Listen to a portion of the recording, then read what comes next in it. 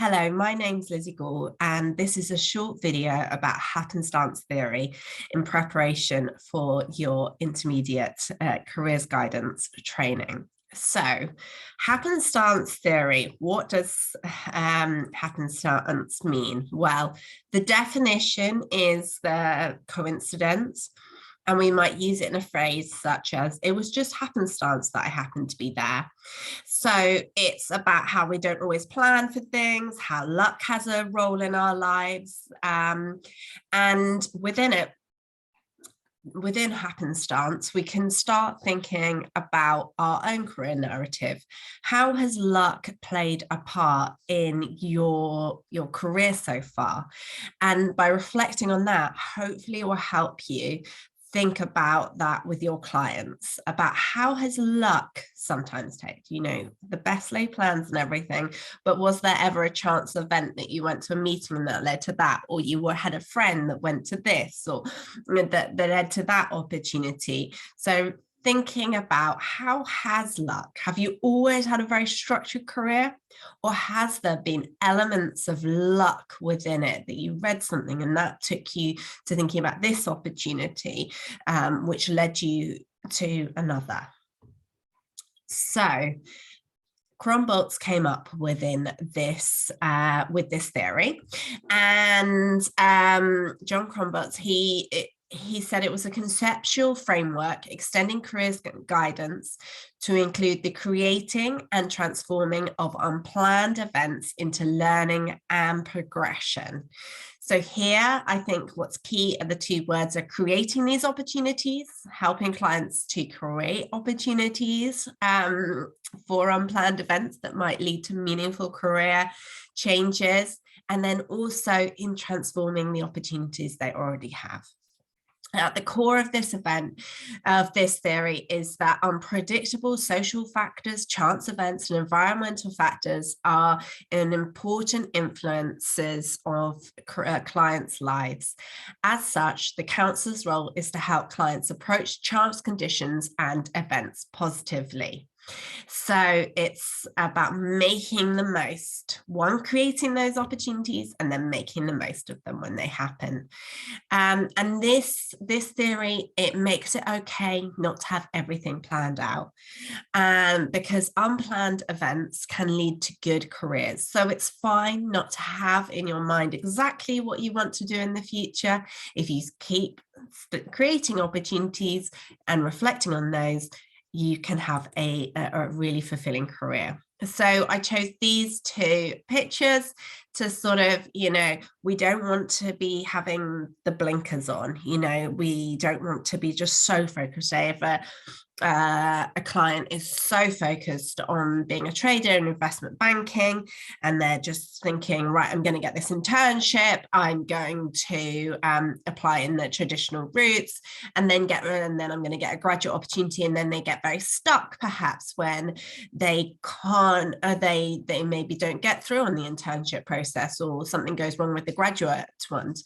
What we're looking instead is for being like an owl, spotting all the opportunities about them. So maybe they create their own internship instead through the networking. Perhaps they look for other opportunities that might be in investment banking, but another area of it, and then they can make the transition over.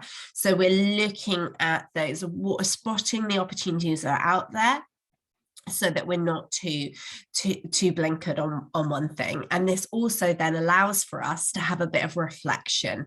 If something isn't quite what you were expected to be, then reflecting on that and looking around at other opportunities, rather than being dead set on one thing that you're going to achieve, even if you're starting to have doubts.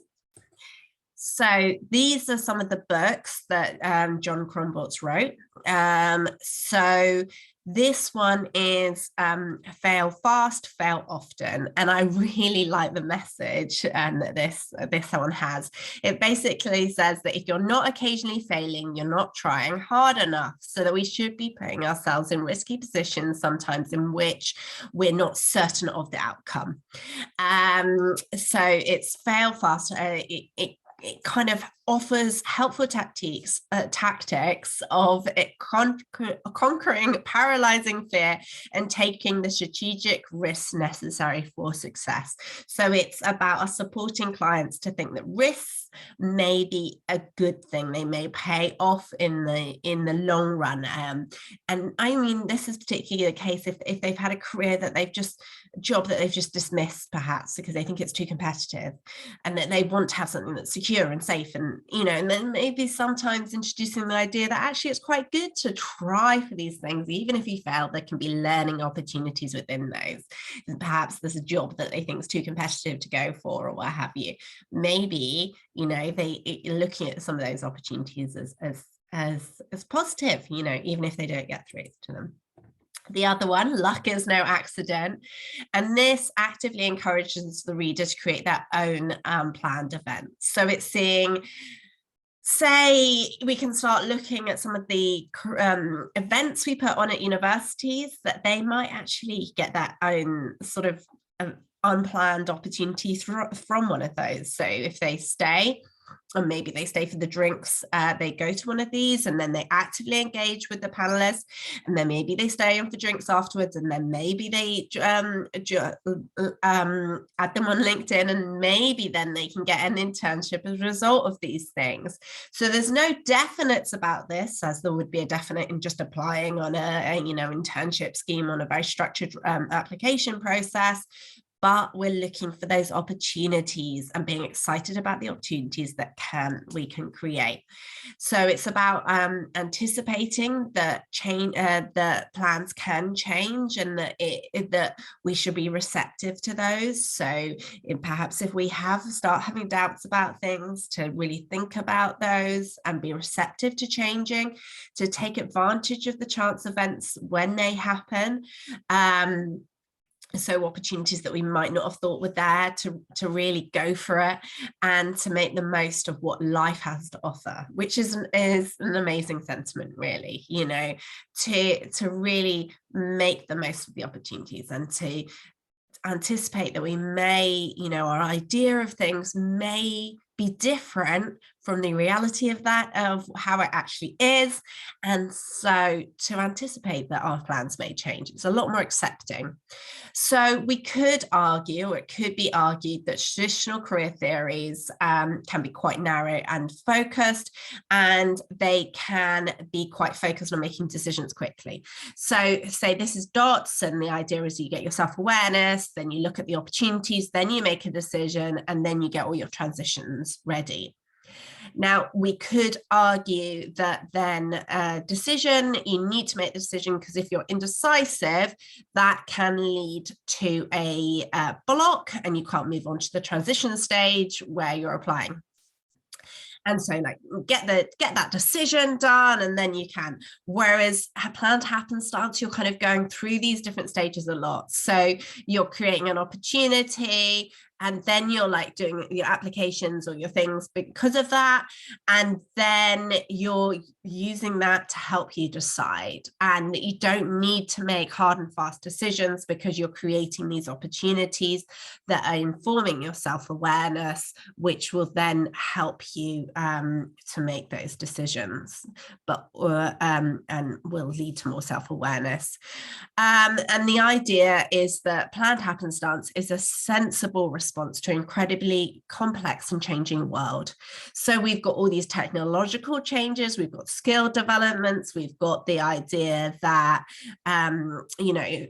people's working patterns are changing, there's lots more freelance, we've got the working from home, we've got different skills being needed. And the idea is that it seems like it's a sensible response to embrace happenstance, because there is going to be unpredictability in the labour market. You're going to need these skills of being able to embrace the change, to be able to navigate our careers. And it says, it makes it indecision is okay. You know, there's not always going to be a certain sort of pathway you're going on. It's about being curiosity driven, thinking about what opportunities there could be and how we can get there. And choices can be sort of opened and closed as needed. We don't always need to be right, I'm going to do this and that's it. So this is a good book for career changes in particular, but the sentiments again on mistakes are good. You know, you can learn from those, that taking risks is good because we gain the most sometimes when we take those risks. And what I particularly liked, which is the sentiment that it's good to live in between stages sometimes. So say if you've been doing a career as a lawyer for 10 years, you decide you don't want to be a lawyer. What am I going to do next? And then suddenly you can think, right, I'll jump, I'll do a PGCE because that will be a teacher, and there's an easy career progression. I can really see that there. I mean, it's not easy to be a teacher, but I can see that career progression there. But that actually it's better to live in between those stages. So you don't want to be a lawyer. Let's try out different careers. Let's see what there is. Let's see the opportunities that could be out there. And so to live in that slightly more risky, uncertain stage. And it's she introduces the concept of crafting experiments, so that you are crafting these opportunities for yourself that are experiments. You may like it, you may not. It's an experiment, and that's okay if you don't like it. So as practitioners, it's about us embracing uncertainty and reassuring clients that that's okay. It's about adjusting our expectations of ourselves.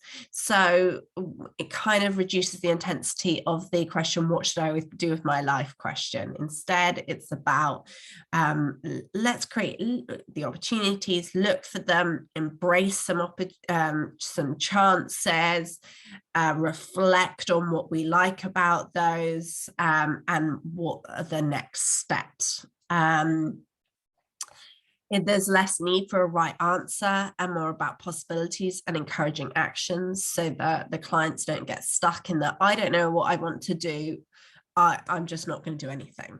So, well, you may not want to know what you want to do, but how about embracing this opportunity, this one, etc. And understanding that risk can pay off and persistence is key. So, for example, if you're reaching out to people on LinkedIn, you you may get lots of ones that don't pay off, but for those ones that do, they can be meaningful, that could influence your future career.